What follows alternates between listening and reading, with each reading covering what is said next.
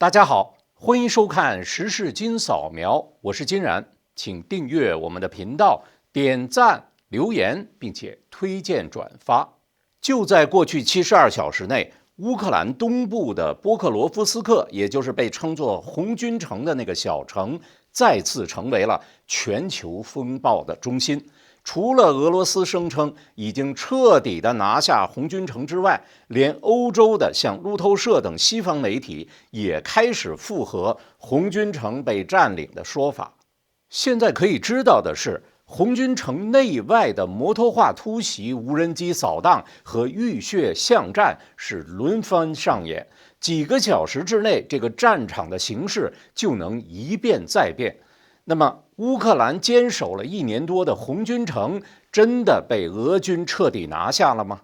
昨天，当俄罗斯先是宣布了我们完全占领了红军城，甚至发出劝降广播，叫城内乌军士兵放下武器的时候，西方的不少媒体也在跟风，而乌军直接在红军城的市中心展示了乌克兰的国旗，注意，不是在一处啊，而是在城市中多处举旗，向外界宣告了红军城还在乌克兰人的手上，红军城没丢。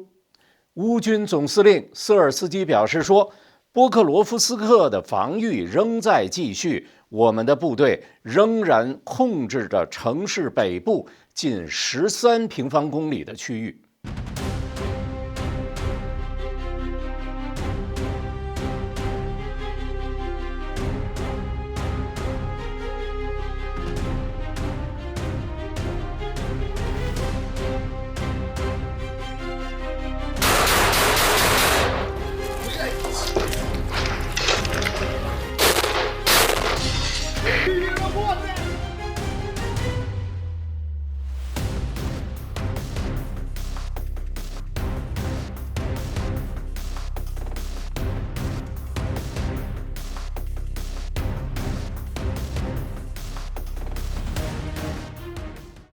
红军城内的战斗啊，残酷到1个小时里面，同一栋楼的控制权就能换3次，而这是俄军最不擅长的战斗模式。如今缺少了瓦格纳军，俄罗斯的正规军的巷战能力一直是被认为是它的短板。而乌东前线不仅是红军城啊，整个战线在俄军上级的强压下，俄军都在靠这种人海战术在强力推进。根据乌军总参谋部的统计，俄军每一天损失1000人左右，这已经是一个新常态。这里呢是红军城，大家看一下，从11月下旬到12月初，俄军是调集了大批的军队，从3个方向来挤压红军城。那乌军呢，就开始有计划的从它的东南部分往北部撤出，撤到了红军城北部的居民点附近。目的是什么？是要拉直这个防线，这样防止被切割包围。当时俄军已经突破到了距离乌军补给线只剩下5到10公里的区域，一旦再往前推进，那么乌军遭包围的这个风险极大。而乌军呢，从城东南主动撤退的时候，首先是无人机和炮兵先压制俄军的进攻，让部队呢是分阶段的撤出，留守部队用狙击枪、反坦克导弹和无人机来狙击。最后呢，部队是撤到了红军城北线和西线的阵地。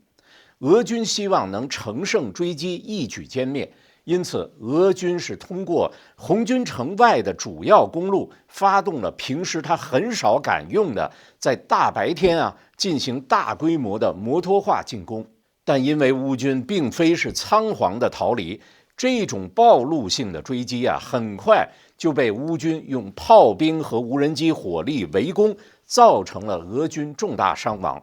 有乌军的无人机拍摄到了一整条公路上，到处都是俄军的装甲车的残骸。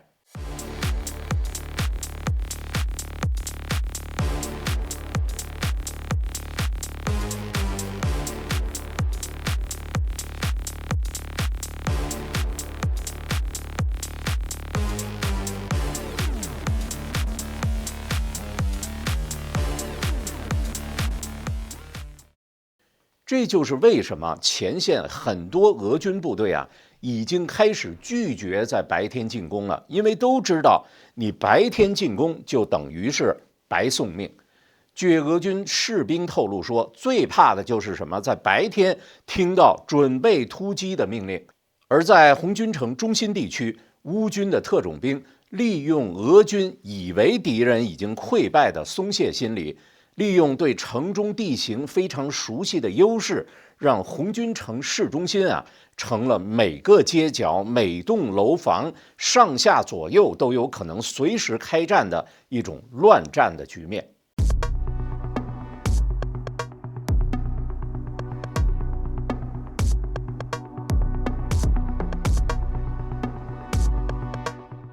俄军为拿下红军城已经是孤注一掷，从四方调走了大量的部队。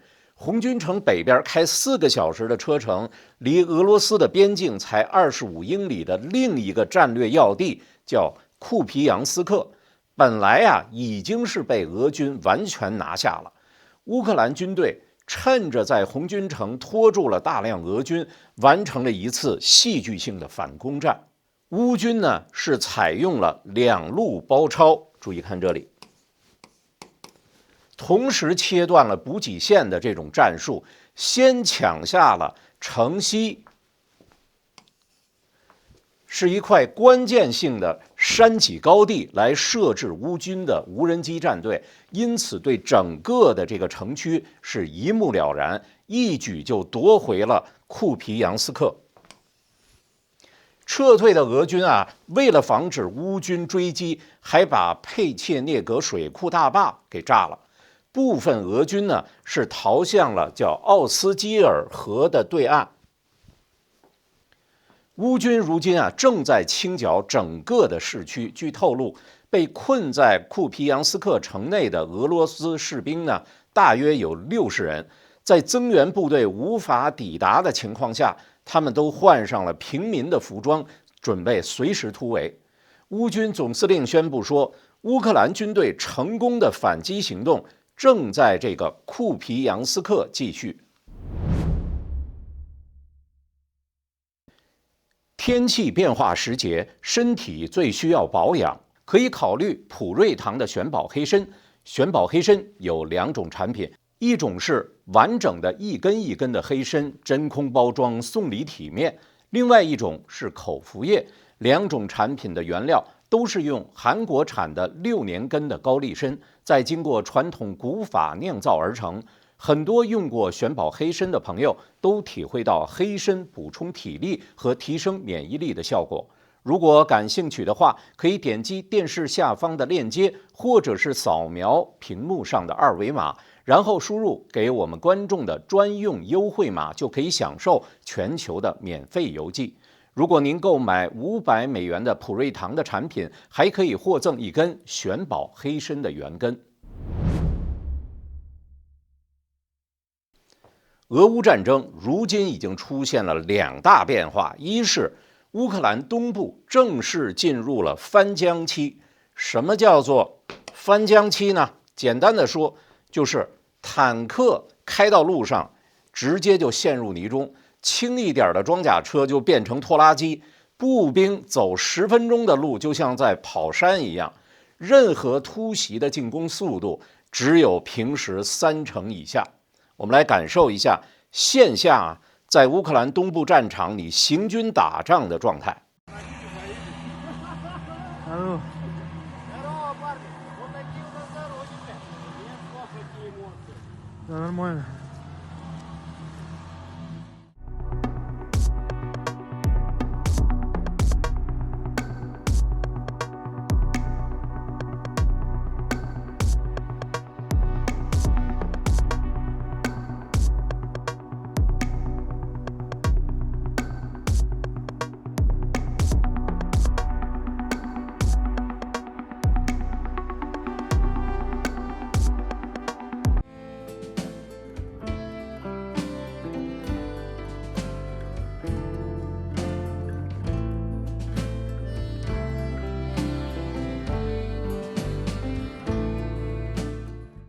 换个角度说，就是一旦进入汾江区，对进攻一方非常不利，而防守方则可以躲在坚固的工事里坐等猎物。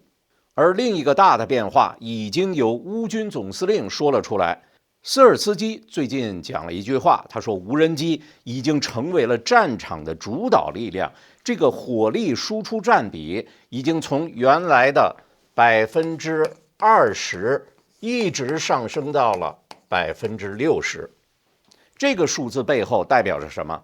其乌军以更低的成本对抗兵力占优势的俄军，俄军呢集团式的这种冲锋在无人机面前完全失效。乌军可以在1500公里之外呢更大的规模去攻击俄罗斯的境内目标。乌军呢还可能成为了全球第一支主要依靠无人机作战的现代化的军队。一场俄乌战争就触发了这样一场军事革命。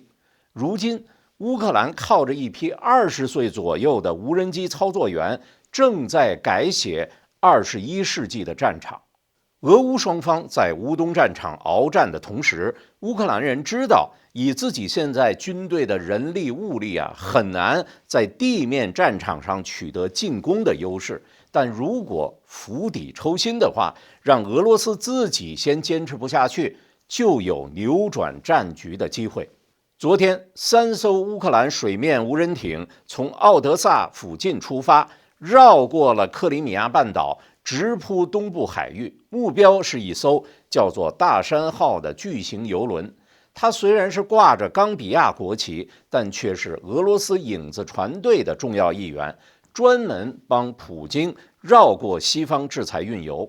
当时这个船关闭了应答器，正在以最高的航速行驶，而3艘无人艇上的摄像头第一次如此清晰地拍摄到了打击游轮的全过程，场面是惊心动魄。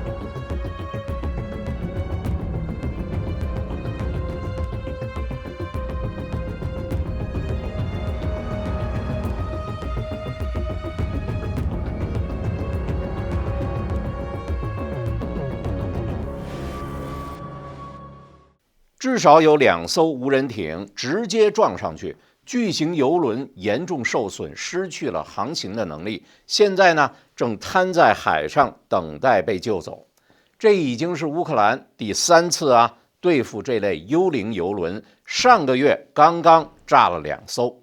俄罗斯靠石油卖钱养兵，一年出口上千亿美元。这些影子船队就是他的命根子。这还不算完。就在同一天夜里，乌军又玩出了新高度，首次用远程无人机轰炸了里海的卢克石油海上油田。注意看，这是从乌克兰东部起飞，飞越了俄罗斯南部领土，在距离乌克兰905公里外的里海攻击了俄罗斯最大油田之一的海上钻井平台，相当于从台北飞香港一去一回的距离。至少有4架乌军的攻击无人机超远程袭击了这个日产12万桶原油的俄罗斯海上油田，造成了20多口油气井被迫停产。泽连斯基知道普京是不怕正面硬刚的，但怕什么？钱袋子持续的瘪下去。黑海封锁、里海突袭，就是在告诉莫斯科，你炸我的基础设施，那我就断你的主要财路。12月10号，乌克兰总参谋部发布了最新的战报，在过去的24小时中，俄军损失了1010名军事人员。俄军累计损失从2022年开始打到现在，一共损失超过了118万人。美国的战争研究所发布了最新的评估，认为普京要想军事占领乌克兰全部的顿巴斯地区，包括什么现在正在鏖战的那个红军城在内的所有的顿巴斯其他的热点战场，预计至少还需要耗时2到3年的时间。但问题是什么？以俄罗斯现在的经济下行的状况和发展的趋势，是否还能让这场战争再拖几年呢？真是祸不单行啊！乌东战场难以突破，海上石油又连连被毁。俄罗斯的第2大城市圣彼得堡的最大的市场叫右岸市场，在圣诞节马上到来之际呢，是不明原因突然起了大火，爆炸声不断啊！看来这个市场是彻底没救了。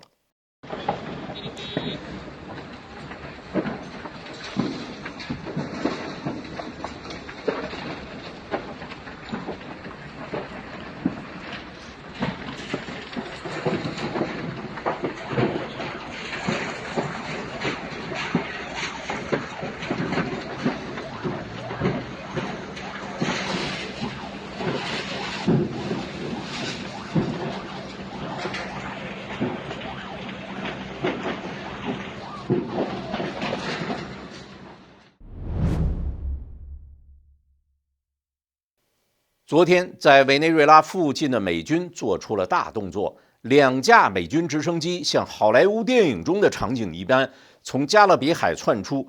特种兵是直接登陆一艘巨型游轮，突袭了委内瑞拉马杜罗的影子船队。12月10日，美国特种部队玩了场真枪实弹的海上突袭大戏。凌晨6点。南加勒比海上一艘挂着圭亚那旗的游轮正驶向委内瑞拉何塞港。自2022年起，这艘游轮就被美国财政部给盯上了，因为它是伊朗伊斯兰革命卫队和真主党的海上钱袋子。据透露呢，这艘船经常是关闭应答器，伪装它的位置，从伊朗的阿巴斯港出发，绕过霍尔木兹海峡，驶向委内瑞拉，然后呢，再直奔中国的山东，一直在帮马杜罗洗钱养兵，也为中东恐怖分子在输血。昨天，当这艘影子游轮再次驶向委内瑞拉，2架海鹰多任务直升机从美国的海岸警卫队的巡逻舰上起飞，直扑游轮。全副武装的美军特种部队在海鹰飞临游轮上空的时候是从天而降，直奔游轮的驾驶舱。美国海岸警卫队的快艇也紧急跟进，封锁了游轮4周。整个的这个过程不到10分钟，是一气呵成，游轮被完全控制。这一抓等于是一石4鸟，同时打击了马杜罗、伊朗真主党，还顺道扇了中共一耳光。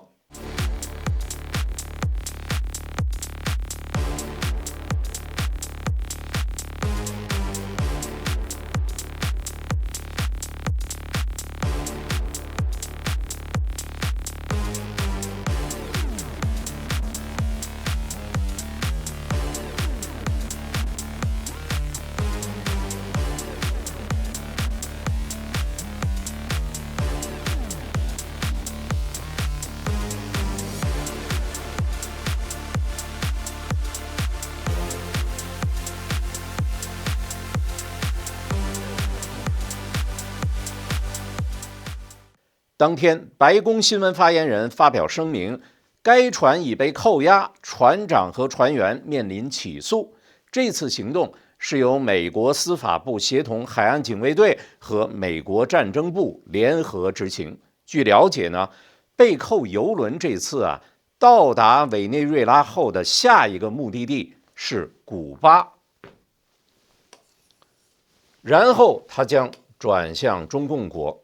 船上是载有110万桶原油，价值上亿美元。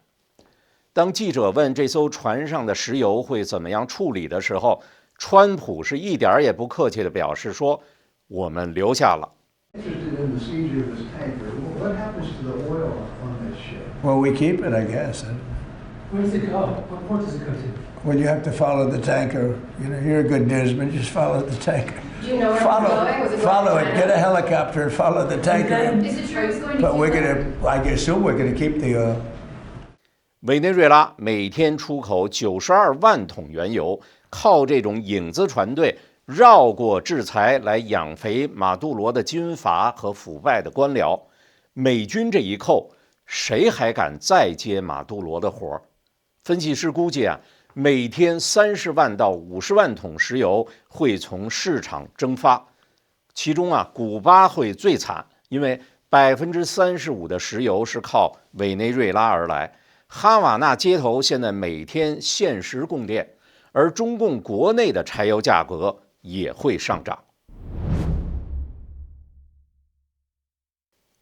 美国在委内瑞拉外面突袭影子油轮的同时，在委内瑞拉的内部 ，CIA 帮助刚刚获得诺贝尔和平奖的委内瑞拉反对派的领袖马查多的逃亡也是神来之笔。马查多在委内瑞拉各处躲藏已经超过了11个月。那么这次在逃往海外的头一天，马查多还公开喊了说绝不离开委内瑞拉，让马杜罗的军警啊放松警戒。结果转眼他就在美国中央情报局特工的支持下，穿越了10个军事检查站，到达一个小渔村。这段旅程虽然惊险，但逃亡的最难熬时刻，对马查多来说却是海上夜航。之后呢，马查多晚上搭乘了一艘简陋的木质渔船，船上没有 GPS， 全靠罗盘在一片漆黑中驶向距离50海里远的荷兰属的叫库拉索岛。没想到天公不作美，加勒比海是突起风浪，船身啊是摇晃的厉害。马查多据说晕船吐了半宿，凌晨4点钟啊，他才到达了那个小岛，那里边有美军的基地。从这里开始 ，CIA 直接接手了。马查多一上岸就藏身美军控制区内的临时安全屋。12月9号中午，他登上飞机，是直飞欧洲，10号抵达了挪威首都奥斯陆。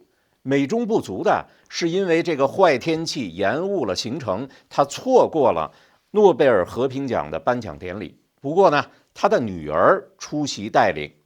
今天清晨，马查多现身酒店的阳台，向他的大量的支持者致敬，这也成了当地新闻的头条。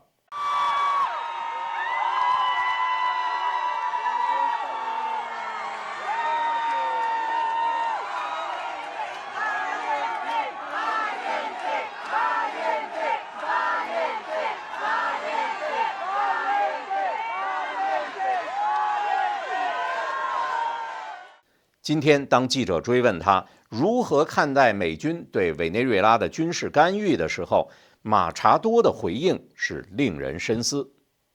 Would you welcome a U.S. military intervention in Venezuela?